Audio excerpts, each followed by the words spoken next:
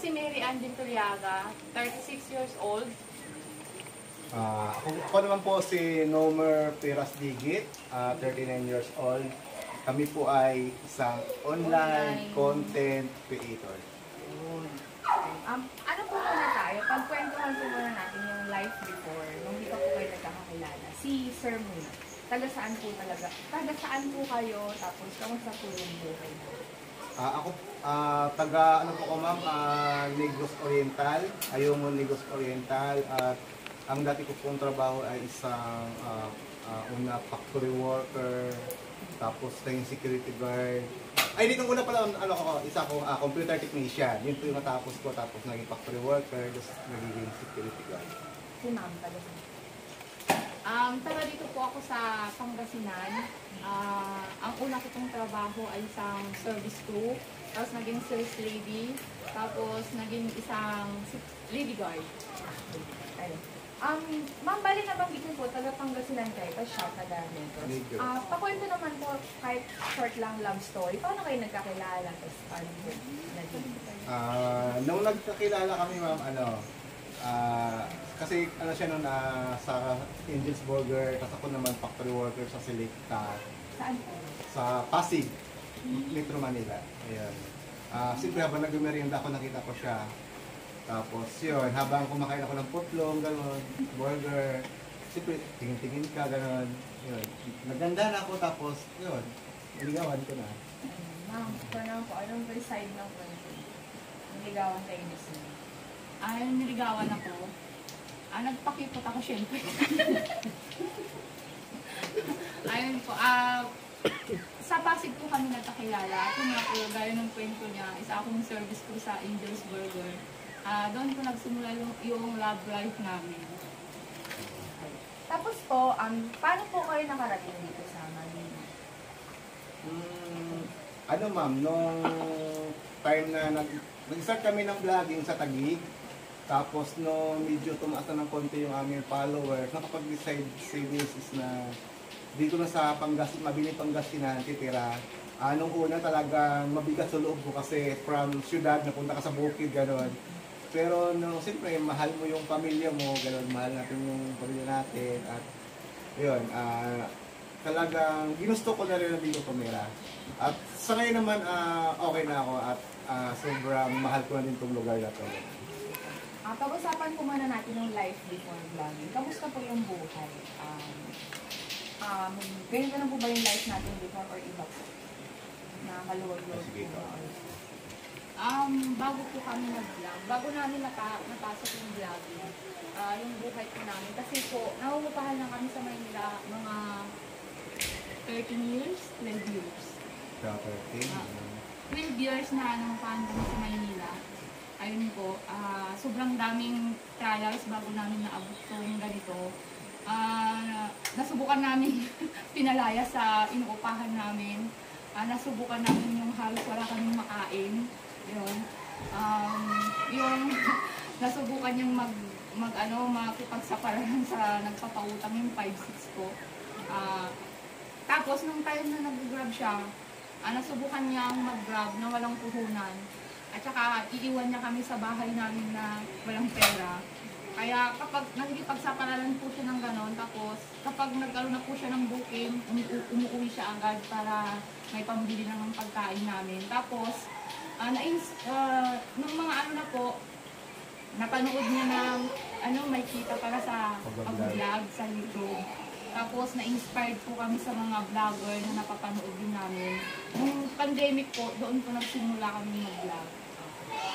Yung nabanggit niyo po yung mga naranasan ng struggle before, na mahirap yung buhay. Kamusta po yung relationship niyo? Stable pa rin ba or nagkaka-problema din po?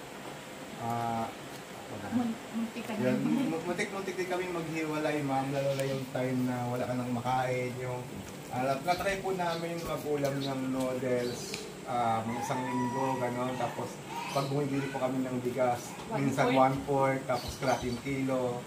Tapos, natry din po namin na yung wala ka nang makain pag-inom sa kaldero. Tapos, yun. Nung na-discover po namin yung pagbablog, talagang pinursige namin. kung ano yung the best na magawa namin, ginalingan pa namin. Tapos, hindi siya madali, talagang maraming pagsubok, pero talagang tiwala kami na prayer plus sipag at syaga talagang equals successful. Ma'am, nabanggit ko, muntik na maghiwalay. Okay lang po pakwento, bakit? Tapos, bakit po hindi natuloy yung paghiwalay? Dahil sa mga anak namin, inisip namin, siguro yung time na yun nang kami magkahiwalay, yung parang, ako kasi madali po sumuko. Ako yung number one na mabilis sumuko sa aming dalawa siya, fighter siya. Yung time na yun kasi na sobrang hirap namin sa Maynila, parang feeling ko, tinatanong ko sa sarili ko, parang ganito na lang ba lagi? Kasi nanggaling ako sa mahirap na pinili, tapos nagkasama ko, ganun pa rin yung naramdaman ko, yung parang sobrang hirap. Parang naisip ko po noon na bakit lagi na lang ganito. Parang feeling ko, gusto kong lumayo, gusto kong iwan yung kahirapan. Parang feeling ko kasi, kapag lumayas ako, parang feeling ko maano ko yung kahirapan. Pero naisip namin yung mga anak namin na sila yung mag-struggle pag nangyari yung pag-iwalay namin. Tapos, number one ko talaga yung my faith kay Lord. Number one ko talaga sa pamilya, yung nasa center si God sa inyo. Kasi yung mga iniisip po natin na negative, ano po yun, magiging positive. Sir, kayo po, ano pong naramdaman niyo ng mga time na parang naghiwalay na gano'n? Sa akin, ma'am, ang pinaka-ano ko lang, titingnan ko yung mga anak namin. Kasi ayoko yung lumaki sila na hindi kasama kami mga magulang. Bilang tumagal kasi ako sa trabaho ko bilang isang rider, nakita ko sa mga alansangan yung mga batang pag-alagala. Ayoko matulad yung mga anak ko sa ganon. Tapos, yun, gusto kong lumaki sila na buo yung pamilya. Kaya, anong hirap talagang lumalaban ko kami. Okay lang po pakwento yung kasi ko parang nabasa ko po yung sa research. Yung parang 20 pesos na lang yung pera. Tapos, pinipili ko pa po ibigay sa family. Ano po yung nangyari? Ma'am, kasi nung talagang taghirap namin, bilang isang Grab rider kasi ako, ang trabaho ko is delivery, gano'n. Dumating po yung time na halos wala na kami pabay ng tubig, kuryente, upa ng bahay. Tapos wala na akong pera.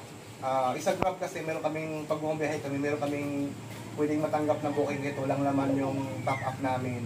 Yun, doon na lang po ko umaasa. Tapos pag meron akong nakuha booking, uwi ako para ibigay sa kanila yung pera na yun. Bilang ano po, di ba ang tagal niyo pong Grab driver, may mga kwento po ba kayo ng mga struggles no, na may nangyari po ba na na-aksidente o may nahirapan kayo sa pag-grab driver? Ayun, bilang isang Grab rider, ma'am, talagang andun yung time na nasiraan ako tapos wala ka pang pera. Sobrang hirap kasi bilang tatay, ako yung dapat mag-provide para sa pamilya ko, pero nung time na nasiraan ako noon, parang yun nga, doon lang ako kumuha ng lakas ng loob. Minsan na-try ko pa maghatak ng motor, tapos na-try ko din na yung wala na akong pangpagawa, may nagbigay. Tapos yung bilang isang Grab rider din, meron kaming tinatawag na parang grupo-grupo, kaibigan, yung nag-ambag-ambag yung kasamaan ko na magbigay, gano'n. Tapos pwede papagawa ka na. After po nung lahat ng pinagdaan ng hirap, doon na po tayo sa may pag-vlog. Paano po ito na-discover? Sino po yung naka-discover na pwede pala tayong kumita dito? Ako po, ma'am. Paano niyo ito na? Nung una po, ma'am, nag-search lang ko sa YouTube. May nakita lang ako na post na kumita ako sungod ako sa YouTube ng ganito. Tapos, doon ako napaisip na, pwede pala akong kumita sa pag-vlog. Tapos, nagsimula po ako sa charity.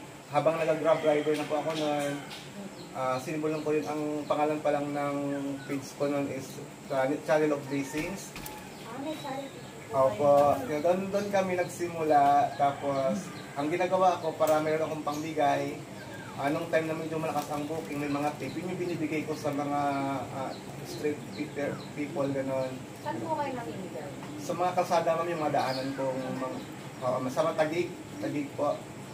Sa Taguig, yung mga street people na madaanan ko, yung mga nakaupo, binibigyan ko ng mga pagkain minsan, tapos yung iba inapuntan ko sa mga tip ko po sa pag-grab. Tapos nung time naman ma'am na wala na kaming pangbigay, doon namin naisip na Yung sobrang hirap. sobrang hirap na talaga kami. Yung pandemic. O yung pandemic, yun po yung time na halos 20, yung 20 na inuwi ko sa kanila, ganun 50. Doon po namin nasimulan na gagawa kami ng entertainment. Yun na po yung Wonder Family. Opo.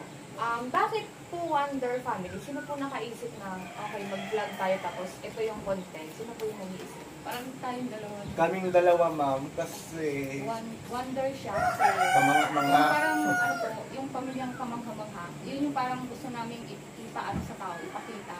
Yung Wonder Family kasi, siyempre, nagigirap kami. Gusto namin ipakita sa tao na, ano, na kahit sobrang hirap, kahit mahirap lang kami, nangangarap kami para maging maayos yung buhay namin. Tapos po yung mga content review ba ay mga funny, prank, comedian, even before vlogging, talagang yung personality niyo po ay funny na, nagpapatawa po kayo. hindi ma'am. Ngayon lang kami medyo, kumbaga, nadala na lang. Na-inspired po sa Inspired mga, na lang. napapanood din namin ng mga vlogger.